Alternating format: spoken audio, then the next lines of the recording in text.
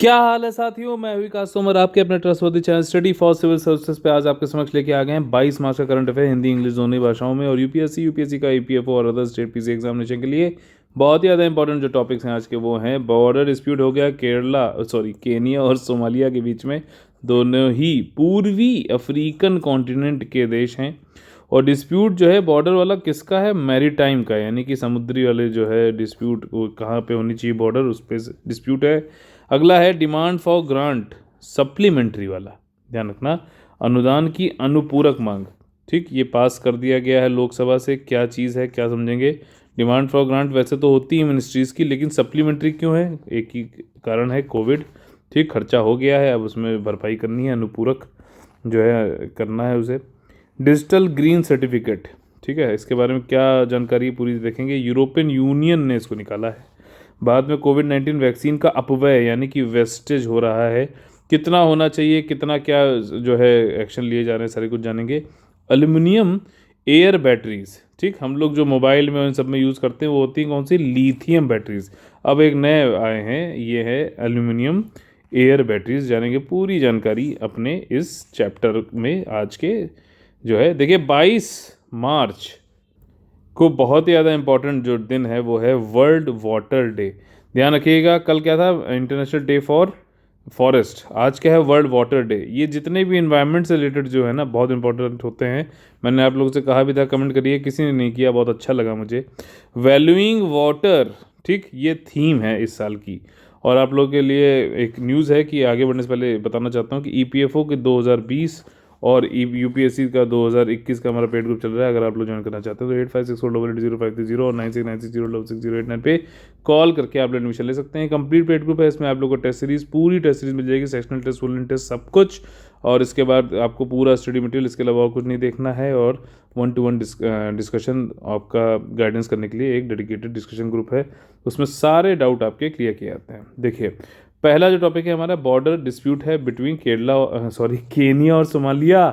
ठीक, केनिया जो है ये है आपका, और डिस्प्यूट के बारे में आपको बता दे रहा हूँ सिंपल चीज़। और ये सोमालिया है, इसको ऑफ हॉर्न ऑफ अफ्रीका बोलते हैं। हॉर्न किसका, मतलब ये बाजे वाला हॉर्न नहीं है, ये है राइनोसोरस की जो सींग होती है, आपने देखी होगी सूंड आगे से, तो वो ऐसे होती है ना, एक निकली हुई सी, है ना, ये वहीं वाली उसी के शेप में, इसलिए इसको बोला जाता है।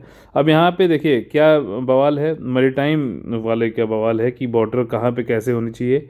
अब सोमालिया कह रहा है कि भाई साहब ये जिस हिसाब से जो है बॉर्डर ज़मीन पे चली आ रही है उसी के उस हिसाब से ऐसे जाना चाहिए।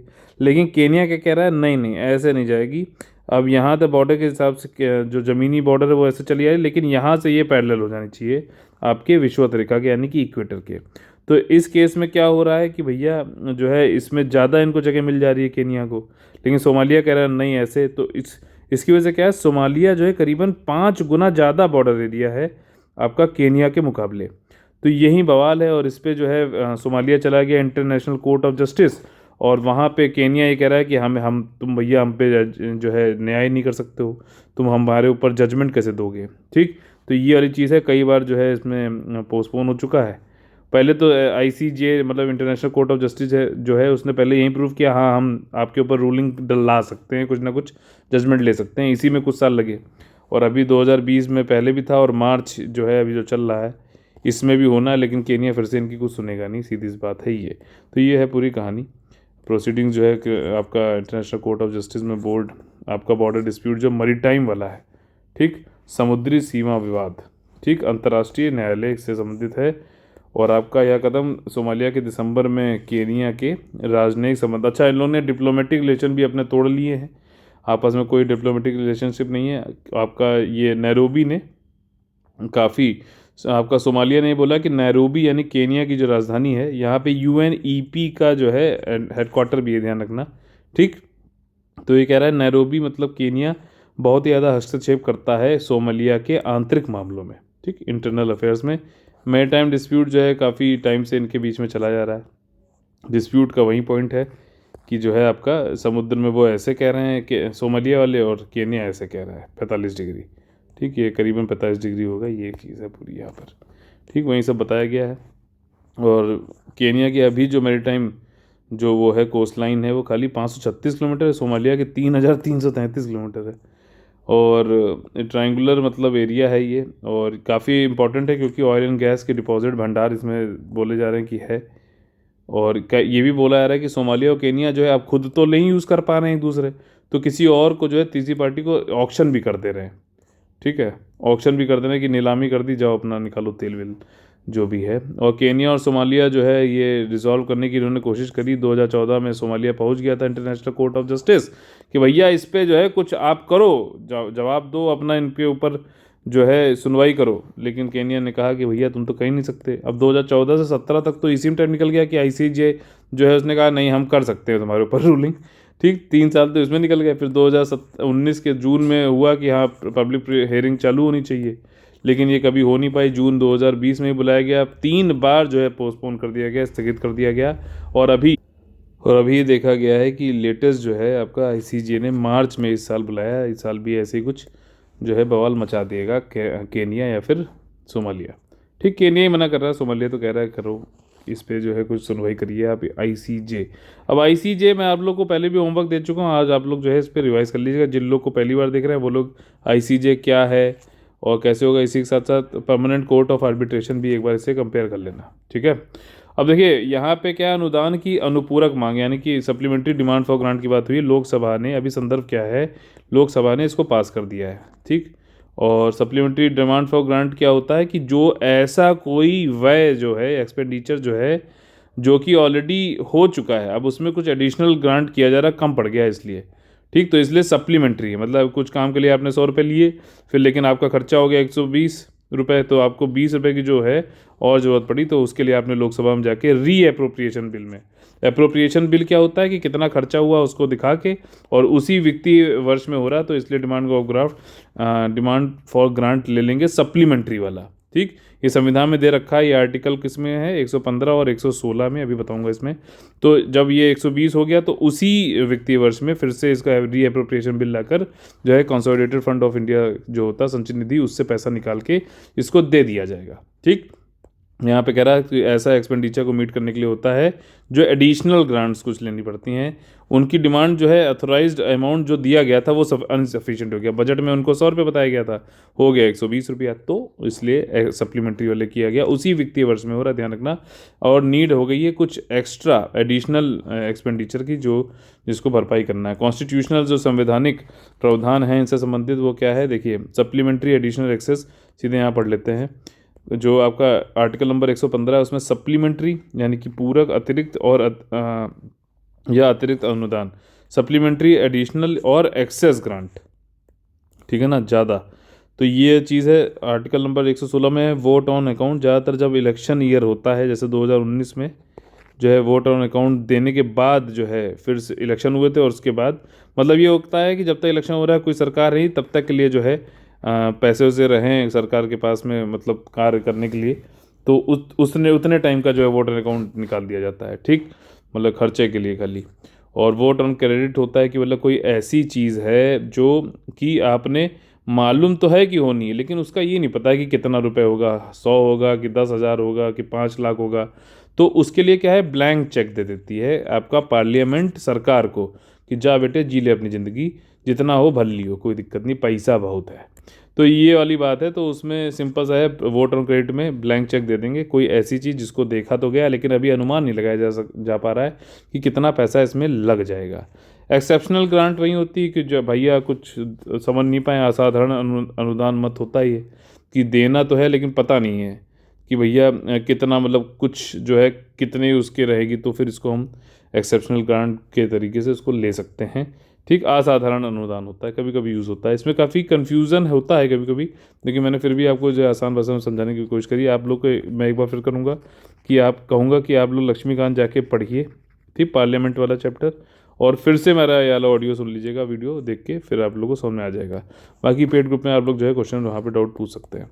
एडिशनल ग्रांट क्या होता है, अतिरिक्त अनुदान क्या होता है, ये एक तरीके से कोई अगर मान लीजिए ऐसी ज़रूरत पड़ गई है कि करंट फाइनेंशियल ईयर में, ध्यान रखना एक एक वर्ड इंपॉर्टेंट जो होता है ना, और ये आप कब इस पर ध्यान देने लगोगे, जब मैं आपको रोज़ बताता हूँ उस पर उसको समझ लो या प्रीवियस ईयर क्वेश्चन कर लो। ठीक। या फिर जो है आप जो है जब सिलेबस देख लो, सिलेबस से तो नहीं होगा, सिलेबस तो सभी लोग देख रहे होंगे लगभग। प्रीवियस क्वेश्चन के बाद में जब गलती होगी तभी आपको समझ में आएगा, या फिर सीधे एग्जाम में जब गलती होगी तो आपको 1 साल लगेगा इस चीज़ को सुधार करने के लिए। तो इसलिए अभी से कह रहा हूँ उसको जो है ध्यान में देते चला करो। एडिशनल ग्रांट जब आर्टिकल नंबर 115 के अंतर्गत जब सप्लीमेंट्री और इसकी बात हो रही है ग्रांट की, तो करंट फाइनेंशियल ईयर में कोई ऐसी ज़रूरत ऐसी पड़ गई है, ज़्यादा कुछ और एक्सपेंडिचर हो गया उसके लिए, तो हमें जो कि बजट में नहीं देखा जा सका था, तो हम उसके लिए पैसे एक्स्ट्रा दे देंगे। ये मैंने भी बताया था ना। तो आपका जो है 100 रुपये था, फिर 120 रुपये खर्चा हो गया, तो 100 रुपये पहले दिए गए थे, तो अब इसको 20 रुपये एक्स्ट्रा देने, तो एडिशनल ग्रांट दिया जाएगा ना। टोकन ग्रांट क्या होता है? ये एक तरीके का फंड होता है जो एक्सपेंडिचर को जो है मीट कर लेता है, मतलब पूरा कर देता है ऑन ए न्यू सर्विस। ठीक, किसी नई सर्विस के लिए। ठीक, ये मान लीजिए 100 रुपये जैसे था, तो किसी बजट में इसके किसी XYZ काम के लिए देखा गया था, लेकिन अब ABC जो बजट में नहीं देखा गया था और उसके लिए दिया जा रहा है न्यू सर्विस के लिए, तो उसके लिए जो फंड की ज़रूरत है उसको जो है टोकन ग्राउंड में देखेंगे। ठीक, रीअप्रोप्रिएशन बिल के द्वारा होता है। आपके बजट में 2 तरीके के बिल होते हैं, एप्रोप्रिएशन बिल। ठीक, एप्रोप्रिएशन बिल होता है जो आपका एक्सपेंडिचर बताता है। दूसरा कौन सा होता है? फाइनेंस बिल होता है, not financial bill. Finance bill होता है जो कि ये बताता है कि रेवेन्यू हम कैसे कैसे इकट्ठा करेंगे। ठीक, ये खर्चा बताता है, ये आपका राजस्व बताता है, ये बताता है कैसे हम खर्चे की भरपाई करने के लिए रेवेन्यू कमाएंगे। ठीक, तो ये वाला रीअप्रोप्रिएशन के जरिए जो है नई सर्विस के लिए जो है टोकन ग्रांट की दिया जाता है। और जो डिमांड है for the token of grant, ये सब में be submitted by the vote of the house. अब इसको जो है सबमिट किया जाएगा, वोट होगी, हाउस में वोट होगा, और अगर हाउस हाँ कर देता है, सॉरी एसेंट कर देता है, तो फिर ये वो आपको टोकन ग्रांट मिल जाएगा। एक्सेस ग्रांट क्या है? अतिरिक्त अनुदान ये भी कहेंगे इसे हम, कि ज़्यादा, कि ये तब दिया जाता है जब कोई सर्विस पे पैसा खर्चा हो गया है during a financial year in excess of the amount granted for that service in the budget for that year। तो अब देखो इसमें और पहले वाले में फ़र्क क्या हुआ? सप्लीमेंट्री वाले में यहाँ पे खर्चा हो चुका है, वहाँ पे क्या था 100, और उसके बाद 120 रुपये मान लीजिए हो रहा था, 100 रुपये का बजट में देखा गया था, तो 120 मतलब 20 रुपये और हो रहा है, तो आपने सप्लीमेंट्री ग्रांट के जरिए, डिमांड फॉर ग्रांट के जरिए आपने पैसा ले लिया। ठीक, यहाँ पे क्या है कि 120 खर्चा हो गया है एक्सेस ग्रांट में, तब आपको एक्सेस ग्रांट लगाना पड़ेगा कि जब खर्चा एक्स्ट्रा हुआ 20 रुपये, उसके लिए आप ले रहे हो। ठीक, ये चीज़ समझ में आ गई ना? इसलिए कहता हूँ पूरा वीडियो देखा करो। उसके बाद जो है वोट ऑफ क्रेडिट क्या है बता दिया, ब्लैंक चेक होता है, और जो ऐसा देखा नहीं गया, मतलब जानते तो हैं बजट की आगे होने वाला है, लेकिन उसका ये नहीं पता कि कितना अमाउंट लगेगा, तो उसको वोटर अकाउंट कहते हैं। ये वाला ज़रूर रिवाइज करिएगा, ये आप लोग के लिए होमवर्क है। देखिए, डिजिटल ग्रीन सर्टिफिकेट बहुत ईजी है कॉन्सेप्ट। ये यूरोपियन कमीशन जो है इसने कहा है कि हम डिजिटल ग्रीन सर्टिफिकेट देंगे, जो कि सेफ और फ्री मूवमेंट, मतलब टूरिज्म काफ़ी जो है आहत हुआ है कोविड की वजह से, तो इन्होंने कहा हम डिजिटल ग्रीन सर्टिफिकेट दे देंगे और फ्री में देंगे। ठीक, जो भी नागरिक हैं वो आसानी से एक कंट्री से दूसरे कंट्री से तीसरे कंट्री, जितने भी यूरोपियन यूनियन के अंतर्गत आते हैं, आराम से मूवमेंट करो, जाओ कहीं पे भी मौज करो, बस तुम्हारे पास डिजिटल ग्रीन सर्टिफिकेट होने चाहिए, जिसमें कि ये बताया जाएगा कि आपको या तो वैक्सीन लग चुकी है, ठीक, या फिर आपको जो है नेगेटिव टेस्ट आ गया कि कोविड नहीं है, और या फिर आप कोविड से रिकवर कर चुके हैं। ठीक, तो तीनों चीज़ याद रखना, वैक्सीन लग गई, नेगेटिव हो गया है टेस्ट, या फिर रिकवर हो चुके हो, तो ये डिजिटल ग्रीन सर्टिफिकेट में ये चीज़ बताएगा। और अगर जब ये पता चलेगा तो आप आराम से अपना घूमो फिरो मौज करो, टूरिज़्म को जो है बढ़ावा मिलेगा। ये सारी चीज़ें, QR कोड है, QR कोड बना होता नहीं है ऐसे खच खच खच खच खच खच खच खच, तो उसमें जो है स्कैन कर लो उसे, और उसमें फिर देख लो क्या मतलब रिपोर्ट है, ठीक, कोविड से संबंधित। और ये सर्टिफिकेट जो है अथॉरिटीज़ फ्री में देंगे, हॉस्पिटल टेस्टिंग और हेल्थ अथॉरिटीज़ दे सकती हैं। और इसका जो है ये प्रपोज़ल जब हो जाएगा तो हर यूरोपियन कंट्री, यूनियन की जो कंट्री है, सब जगह इसको जो है अनुमति दी जाएगी, एक्सेप्ट किया जाएगा, और ये इंश्योर करेगा कि रिस्ट्रिक्शन उनको कहीं पे भी ना हो, आराम से जा सकें, हर जगह घूमे फिरे मौज उड़ाएं। और यहाँ पे ये है कि सर्टिफिकेट जो है ये एक्सपेक्ट किया जा रहा है कि जब गर्मियाँ अभी चालू होने वाली तब तक ये मिल जाए, और सारी कंट्रीज़ में जब ये लागू हो जाएगा, ठीक, तब कब, जब ये सारी कंट्रीज़ में डिजिटल इंफ्रास्ट्रक्चर, भाई कुछ चीज़ लगा रहे हो, उसका QR कोड को स्कैन करने वाला, वो चीज़ें देने वाला डिजिटल सर्टिफिकेट खुद भी तो देना पड़ेगा हर कंट्री को, तो उसके लिए जो भी इंफ्रास्ट्रक्चर होगा वो सब कुछ दिया जाएगा, बनाया जाएगा, उसके बाद जो है लागू कर सकते हैं हम इसे। अब देखिए इसका महत्व क्या है कि जो भी यूरोपियन यूनियन के जो नागरिक हैं या फिर जो तीसरे कंट्री के नेशनल हैं, ठीक, ये देखिए मान लीजिए आपका जो है यूरोपियन यूनियन में कंट्री है फ्रांस या फिर जर्मनी। अब इस जर्मनी में क्या है कि आपका ये यूरोपियन यूनियन में आता है और इसी में कुछ एक कोई बंदा ऐसा है जो तीसरी कंट्री का है, यानी कि बांग्लादेश का है, इंडिया का है, तो उसको तीसरी कंट्री का माना जाएगा सिटीज़न।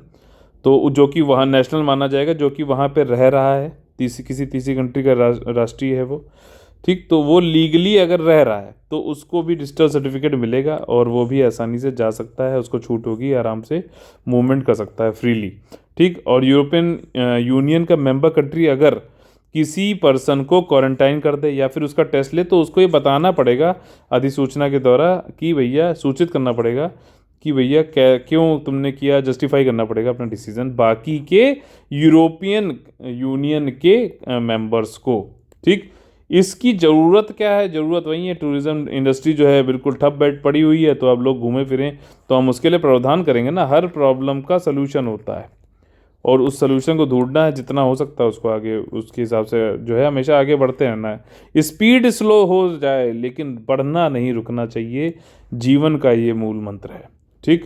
आपका जो है वैक्सीनेटेड हो चुके हैं नहीं हो चुके हैं, ये सारी चीज़ें देखी जाएगी इसमें, और या फिर रिकवर हो गए, वही तीन चीज़ें, ठीक। वैक्सीनेशन या फिर रिकवरी या फिर निगेटिव टेस्ट, ठीक है। तो ऐसे याद कर सकते हैं। एक्स्ट्रा फैक्ट ये है कि अभी इजराइल से अभी उन्होंने ये कवर किया था, वैक्सीन पासपोर्ट सबसे पहला कंट्री था जिसने वैक्सीन पासपोर्ट निकाला था। डेनमार्क ने भी जो है डिजिटल पासपोर्ट लाया है, जो कि ये बताता है कि भैया एक एज अ प्रूफ होता है कि जो बताता है कि इंडिविजुअल वैक्सीनेटेड हो गया है कि नहीं, ठीक। इसी के साथ ही वैक्सीन की बात कर रही तो थोड़ी और बात कर लेते हैं, क्वेश्चन काफ़ी आ सकते हैं इससे इंपॉर्टेंट, प्रीलिम्स में भी और मेंस में भी। देखिए भारत में कोविड-19 संबंधित वैक्सीन अपव्यय की बात हो रही है, यानी कि वैक्सीन की वेस्टेज की। मोदी जी ने अभी इसका जिक्र किया था अपने एक अभिभाषण में। और टीका अपव्यय है क्या? देखिए ये एक्सपेक्टेड कंपोनेंट होता है, ऐसा नहीं है कि ये वैक्सीन जब लाई जा रही थी और इतना बड़ा वैक्सीनेशन ड्राइव हो रहा है दुनिया का सबसे बड़ा, तो हमें पता नहीं है कि वेस्टेज नहीं होगा, हमने मान के चला था 10% होगा, अभी बताऊंगा, ठीक। तो ये होता ही होता है इतने बड़े वैक्सीनेशन ड्राइव में, और जब भी हम प्रोक्योर करते हैं तो ये देखा जाता है कितना भैया हो सकता है, एक अनुमान तो लगा के चलेंगे, ठीक। और जो भी वैक्सीन टाइप है उसके हिसाब से जो है रिकमेंड सिफारिश भी की जाती है कि कितनी वेस्ट होने के क्या लिमिट होनी चाहिए। In general high vaccine wastage होता है के होने की वजह से जो है वैक्सीन की डिमांड भी बढ़ जाती है, और डिमांड के साथ साथ भैया पैसवा भी बढ़ जी है, ये वाली बात है। अननेसेसरी वैक्सीन प्रोक्योरमेंट होता है, सप्लाई चेन कॉस्ट भी बढ़ती है। वैक्सीन वेस्टेज जो है वो डायरेक्टली लिंक्ड है वैक्सीन यूसेज से। अब देखो 100 दिए गए, 100 में 100 यूज़ हो गए तो वेस्ट क्या बचा हैं? बताइए, शून्य बटा सन्नाटा, क्या बचा? कुछ नहीं हुआ। जितना जो 100 दिए गए, 100 में से अगर 90 यूज़ हुए, बाकी 10 यूज़ होने लायक नहीं रहे किसी भी कारणवश, तो ये क्या कहलाएगा? अपव्यय कहलाएगा आसान भाषा में, ठीक। तो ये वो प्रपोर्शन होता है वैक्सीन का जो कि वैक्सीन यूसेस क्या होता है, जो वैक्सीन एडमिनिस्ट्रेड हो गई, लोगों को लग गई, बढ़िया, बिल्कुल बिल्कुल मज़ेदार तरीके से, और जो नहीं लग पाई और अब नहीं लगाई जा सकती वो वेस्ट हो गया इनका, ठीक है। वैक्सीन वेस्ट जो है ये 100 माइनस जो है वैक्सीन यूजेज रेट है, वही जो मैंने भी बताया। आप इसमें क्या होता है, जो भी वेस्ट का रेट आया, मान लीजिए 100 में से आपका जो है 100 में से आपका 90 लग गई और 10 बची, तो 10% तो बना ना कि वेस्टेज रेट है। तो उसी तरीके से वेस्टेज फैक्टर, वेस्टेज रेट जो होता है वो वेस्टेज फैक्टर को, क्या कारक है इसको बताता है, इसको डिटरमाइन करता है कि क्या कैसे बनेगा। That needs to be establish for each vaccine in the immunization schedule to accurately plan vaccine needs, ठीक। तो मतलब वेस्टेज रेट जो चल रहा है, जैसे 10% भारत में माना गया था, तो उसके हिसाब से हम जब वैक्सीन दिए जा रहे हैं, मतलब कहाँ जा रहा है, कितनी पॉपुलेशन है, क्या चीज़ें हैं, तो उसके अनुसार देंगे ना। 10% निकालने के बाद भी सबको लग जाए। अब पता चला 100 लोग थे, आपने 100 ही भेज दी और आपको मालूम था 10% तो इसमें वेस्ट हो जाता है, तो क्या 10 लोग जो बचे हैं वो क्या करेंगे? बताइए, एक दूसरे को छीने चपटी मचाएंगे, क्या करेंगे? वैक्सीन वेस्टेज जो है is one of the key factor consider for the vaccine forecasting and need estimation. देखिए टीका अपव्यय आवश्यक टीकाकरण आपूर्ति और उसके अनुमान लगाने के लिए महत्वपूर्ण कारकों में से एक है। ठीक, ये वेस्टेज फैक्टर जो है किस तरीके से कैलकुलेट किया जाता है? ठीक, आपका वेस्टेज मल्टीपल फैक्टर जो है ये कैलकुलेट करते हैं हम। W M F is equal to 100/100 minus wastage. अगर वेस्टेज 10% माना गया है तो इसको 10 कर लेंगे, तो ये कितना हो गया आपका 100/90, यहीं तो लिखा हुआ है, तो ये आएगा 1.11। ठीक, 10% मानोगे तो 1.11 माना जाता है। आपका क्या है ये? Wastage multiple factor. ठीक, 10% अगर मान के चल रहे हो आप। और जो number of covid vaccine required जितनी होंगी पर मंथ में किसी कैचमेंट एरिया में, वो उसको हम कैसे निकालेंगे कि रिक्वायरमेंट कितना है, कितनी आप भेजो फाइनली, मतलब वेस्टेज से सबको कैलकुलेट करते हुए वो यहाँ पे बताया गया है। जितनी भी पॉपुलेशन है, टोटल पॉपुलेशन, ठीक, उसको मल्टीप्लाई करो percentage of population to be covered. जैसे अभी 60 साल के ऊपर लोगों को दिया गया था, तो जिस कैचमेंट एरिया में जा रहे हो, मान लीजिए यूपी में जा रहे हो, तो आप यूपी में आपके पास डेटा होगा ना भाई, कितने वृद्ध हैं 60 साल के ऊपर, तो उतने परसेंटेज हम पॉपुलेशन का निकाल लेंगे। ठीक, उसके बाद आपको क्या करना है, इसके नीचे जो है इसको डिवाइड करना है, कितने मंथ का कैंपेन है, मान लीजिए 2 मंथ का है, 2 डोजेज हैं, एक तो आपकी बूस्टर है भी तो है ना, एक तो आपको पहला लगता है डोज लगती है, फिर बूस्टर लगता है, 2 डोज हो गए। और डब्ल्यू एम एफ कितना था हमारा वेस्ट मल्टीपल फैक्टर 1.11। तो इस तरीके से ये फॉर्मूला आप यूज़ करते हुए निकाल सकते हो कि रिक्वायरमेंट कितनी होगी। ठीक, सब कुछ सिस्टम है। आप देख रहे हो सरकार कितना काम करती है, और आप कहते हो यार 250 रुपये मांग रहे हो, हमको फ्री में दो सब कुछ। फ्री में जो चीज़ मिल गई जिसको, वो उसकी अहमियत नहीं करता है। क्योंकि अहमियत वहीं करेगा जो ये समझेगा कि ये सारी चीज़ें करने में, बनाने में कितनी मेहनत, कितनी ऊर्जा, कितने रिसोर्स लगते हैं, वही अहमियत कर सकता है। बाकी सिर्फ जिसको ज़रूरत नहीं है और उसको भी फ्री मिल रहा है, तो वो उसकी अहमियत कभी नहीं करेगा। ठीक है, तो ये वाली बात है, समझदार को इशारा काफ़ी। How does vaccine wastage happen? ठीक, दो ये होता कैसे, 2 कैटेगरी हैं। एक तो अनओपन्ड वाइल है, अब जो आई वैक्सीन वो खुली ही नहीं, तो और वो भी वेस्ट हो कैसे होती है समझेंगे। और जो खुल गई हैं उसमें ब्रॉड कैटेगरी, जो जो खुली नहीं है वैक्सीन, उसमें से 6 तरीके हैं, जिसके 6 कारण इसके वजह से होते हैं। यदि औषधि के क्षरण की तारीख निकल गई, एक्सपायरी हो गई, ठीक, अब ज़्यादा ठंडा हो गया, ज़्यादा गर्म हो गया, टूट गई, बहुत बढ़िया। मिसिंग इन्वेंट्री एंड थेफ्ट, कुछ चोट्टे टाइप के लोग भी होंगे जो तुरंत कहेंगे, जाके अपने भोगने लगेंगे तुरंत जल्दी जल्दी, तो चोरी करने के मूड में जो रहते हैं, वो भी एक तरीके से जो है वेस्टेज ही है। क्यों, पता चला लगानी कहीं और थी, लगा कहीं और, लिया हुआ कुछ और।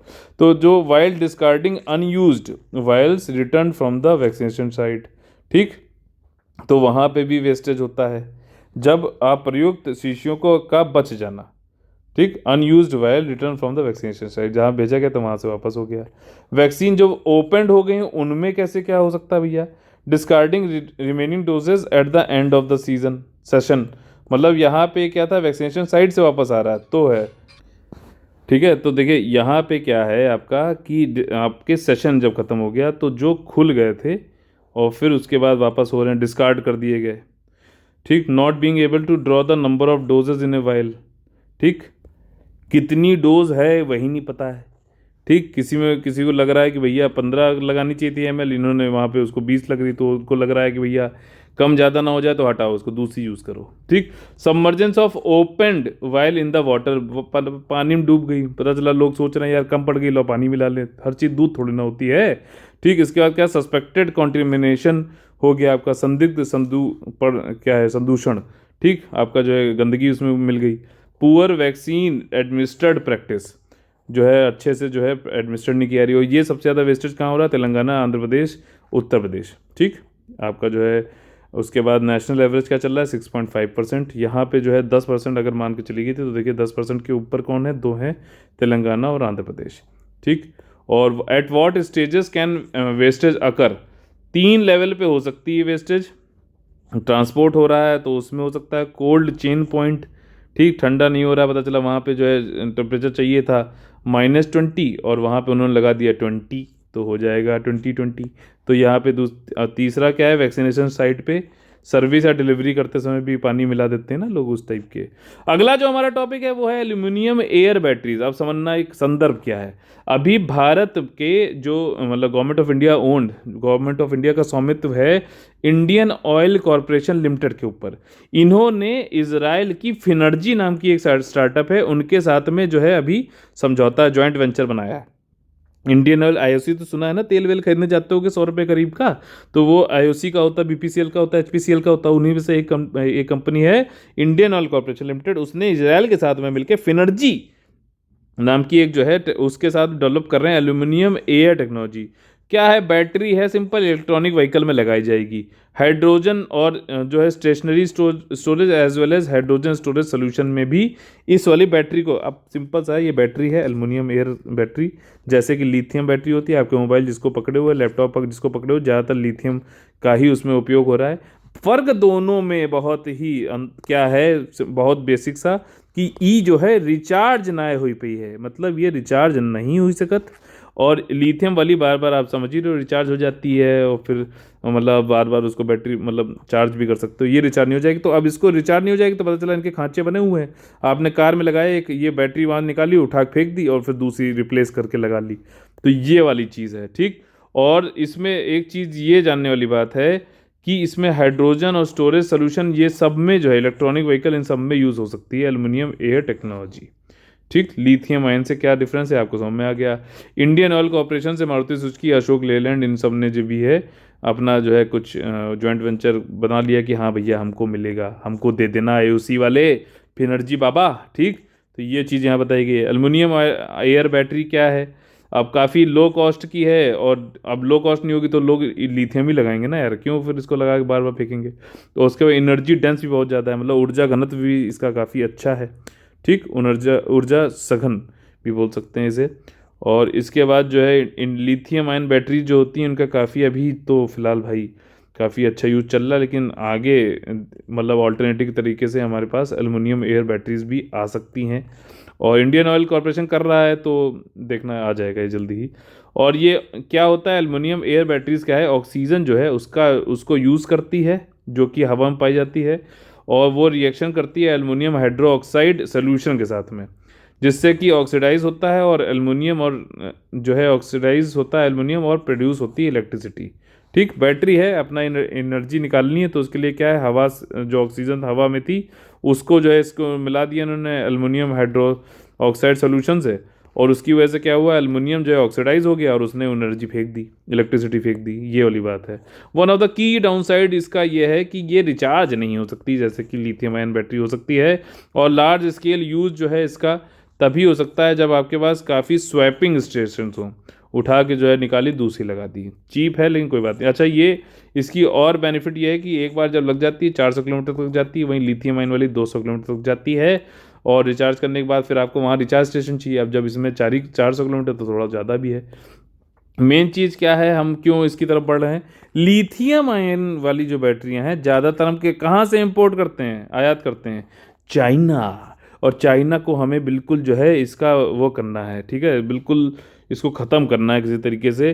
तो और इम्पोर्ट हम इनके ऊपर डिपेंडेंट नहीं रहना चाहते। जब आप किसी के ऊपर डिपेंडेंट हो जाओगे, ध्यान रखना, आप अपने डिसीज़न कभी नहीं ले पाओगे। आप जो है कह कर भी कि आप हैं, संप्रभुता आपके पास है, सॉवरेन है, लेकिन इफ़ेक्टिवली आपके पास नहीं होगी, ध्यान रखना। इसलिए हम चाइना पे अपना जो है इंपोर्ट जितने भी हैं सब ख़त्म कर रहे हैं, और हम बाकी लोग से समझौता करते हुए और तेज़ी से जो है कार्य कर रहे हैं, आत्मनिर्भर बन रहे हैं, ठीक। और देखिए, आत्मनिर्भर भारत पे अगर क्वेश्चन आ जाए कि आत्मनिर्भर भारत से आप क्या समझते हो, तो एक तरीके का ये इम्पोर्ट सब्स्टिट्यूशन स्कीम है, प्रोग्राम है। ध्यान रखना, जो भी इंपोर्ट हम करते हैं उसका सब्स्टिट्यूट डोमेस्टिक इंडस्ट्री से ढूंढ के, डोमेस्टिक मैन्युफैक्चरिंग की जो है कैपेसिटी बढ़ा के डोमेस्टिकली हम खरीदें। ये है आत्मनिर्भर भारत का main component, one of the main component, ठीक। ये चीज़ हो गई। इंडियन कंपनी जो है ये लिथियम आयन कुछ बनाना चालू भी कर रही हैं, लेकिन जो है मेटल एयर बैटरी का सोल्यूशन जो है ज़्यादा अच्छा है, और काफ़ी डिमांड भी एनर्जी स्टोरेज की बढ़ रही, तो उसमें भी काम आ सकती है। और ये काफ़ी चीप भी होती है लिथियम आयन बैटरी से, एल्युमिनियम एयर बैटरीज। और इलेक्ट्रिक व्हीकल और इन सब की भी कॉस्ट भी कम कर देगा। ठीक, आगे बढ़ने से पहले आप लोग बताते हैं कि ये सेक्शन कहलाता है कॉमन का IAS और इसमें हम सिर्फ पढ़ते ही नहीं है, ये भी जानते हैं कि किस तरीके से क्वेश्चन को सॉल्व किया जाता है एग्जाम के ओवर में। ठीक, US India artificial intelligence initiative से संबंधित कौन से स्टेटमेंट सही हैं?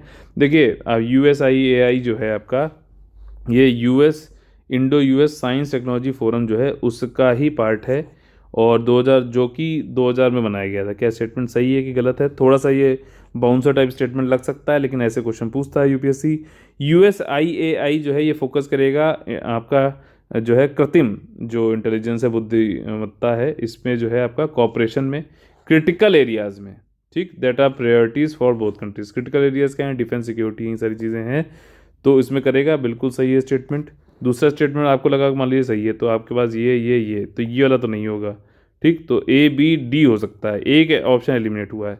इट विल ब्रिंग टुगेदर की स्टेक होल्डर्स, इसमें आ जाएंगे इंडिया और यूनाइटेड स्टेट से अपनी जो है ताकतों का जो है सिनर्जी बैठाएंगे। ठीक, और जितने भी अपॉर्चुनिटीज़ में निकाली जाएगी हितधारक के लिए, साइंस, टेक्नोलॉजी और सोसाइटी के लिए। तो देखिए तीसरा ये भी स्टेटमेंट सही है, तो हमारे पास जो है कौन कौन सा हो गया? ये हो सकता है, ये हो सकता है। तो 1 वाला हम एक बार और चेक करेंगे क्योंकि भैया वो है कि नहीं है। तो 1 वाला भी सही लग रहा है, इसलिए ऑल स्टेटमेंट यहाँ पे सही हो जाएंगे। ये US इंडिया आर्टिफिशियल इनिशिएटिव जो है ये लॉन्च किया गया था साइंस एंड टेक्नोलॉजी के द्वारा, साइंस एंड टेक्नोलॉजी बढ़ाने के लिए relationship between India and US के द्वारा। ठीक, अगला जो हमारा टॉपिक है वो है पूसा FSF। क्या है? पूसा FSF। ठीक, इससे संबंधित कौन से स्टेटमेंट गलत हैं? ठीक, पूसा पूसा आपको पता होगा एग्रीकल्चर में, मतलब जो है आपका टेक्नोलॉजी उन सब का यूज़ करते हुए, रिसर्च यूज़ करते हुए आपका जो है कुछ बढ़िया से बढ़िया जो है ज़्यादा यील्ड वाली जो है वैरायटीज़ की क्रॉप्स की बनाती हैं। तो पूसा फार्म सन फ्रिज, समझ रहे हो? फार्म सन फ्रिज क्या नाम है? ये एक तरीके का 100% सोलर पावर्ड जो है बैटरी लेस कोल्ड स्टोरेज है, जो कि 2 टन तक का फ्रेशली हार्वेस्टेड जो अभी तुरंत तुरंत जो है जिसकी उपज जो आई है उसको 2 टन तक के को जो है 3 से 4 डिग्री ड्यूरिंग द डे रख सकता है, और 8 से 12 डिग्री सेंटीग्रेड आपका सेल्सियस जो है रात में रख सकता है, और 100% सोलर पावर्ड है, पूरा सोलर चलेगा। काफ़ी अच्छी बात है, नवीकरणीय ऊर्जा के उपयोग हो रहा है। पूसा फार्म सन फ्रिज। ठीक, तो ये जो है इसका बताया गया ये उपयोग, ये सब सही लग रहा है आपको तो इसको टिक करिए, नहीं तो गलत करिए। पूछा क्या गया है? फॉल्स पूछा गया है, ध्यान रखना, सिली मिस्टेक मत करना। इस पैनल के 105 वॉट के समरसिबल पंप को भी ओवरहेड PVC पाइपों के माध्यम से एक टैंक से लगभग 1000 लीटर पानी प्रवाहित करता है। मतलब पानी को चलाएंगे सोलर पावर हीटर से, तो उससे जो है ये आपका जो है सर्कुलेट करेगा पानी समरसिबल पंप के द्वारा 105 वॉट का जो है। ठीक है, तो ये भी इसमें बताया गया है कि जो पैनल है ये चलाएगा इसको। ठीक है, तो ये स्टेटमेंट सही है कि गलत है बताइए। और तीसरा स्टेटमेंट ये है कि इसको IIT कानपुर ने जो है इसको बनाया है, on form green energy refrigeration system. और ये एक इसमें चीज़ ये भी है कि ग्लूटेन फ्रॉम व्हीट डो, जो आपका जो ये आटे का जो वो होता है ना गुथा हुआ गेहूं का जो आटा होता है, उससे ग्लूटेन को भी आप निकाल सकते हो। ये वाला भी काम जो IIT कानपुर ने किया है। और रीजनरेशन आप कर सकते हो बाजरा और मक्के का फ्लोर का। तो क्या ये सही है स्टेटमेंट? बताइए। देखिए यहाँ पे तीसरा स्टेटमेंट गलत है और गलत ही पूछा गया है। जो ICAR Indian agriculture research institute, आप देखो पूसा जहाँ नाम आ जाए तो वहाँ पे जो है इंडिया एग्रीकल्चर रिसर्च इंस्टीट्यूट, मैं इसीलिए इसका नाम नहीं लेना चाह रहा था ऊपर, तो ये तो रहेगा, तो IIT कानपुर का तो मतलब ही नहीं है। और ऑन फॉर्म जो है आपकी ग्रीन एनर्जी रेफ्रिजरेशन सिस्टम है, सोलर से यूज़ होगा पूरा पूरा, और ये ग्लूटेन भी निकालता है आपका गेहूं के आटे से, और बाजरा और मक्के का फ्लोर से भी जो है रीजनरेशन कराता है। ठीक, तो यहाँ पे हमारा जो है आज का सेशन खत्म होता है। अगर आपको अच्छा लगता है तो, और बहुत बहुत धन्यवाद आप लोगों का कि आप लोगों ने बताया कि आप लोग कहाँ कहाँ से हैं। बहुत ही अच्छा लगा। जिन लोगों ने नहीं बताया कोई बात नहीं, वो सब भी हमारे भाई बंधु हैं। जिन्होंने बताया वो और भी अच्छे हैं। ठीक, जो आप लोग को अगर पसंद आता है तो प्लीज़ लाइक शेयर सब्सक्राइब जरूर करिए। हमारा जो है मोटिवेशन आप करते रहिए। और अगर आप लोग को जुड़ना है हमारे साथ, UPSC का कंप्लीट पेड ग्रुप चल रहा है, EPFO का भी क्रैश कोर्स चल रहा है, अगर आप लोग को ज्वाइन करना तो 8564880530 और 9696060689 पे कॉल करके आप लोग एडमिशन ले सकते हैं। चलिए आप लोग से फिर से मुलाकात होगी सुबह 6 बजे हमेशा की तरह। तब तक के लिए आप लोग से लेते हैं अलविदा और जय हिंद जय Bharat, all the very best है।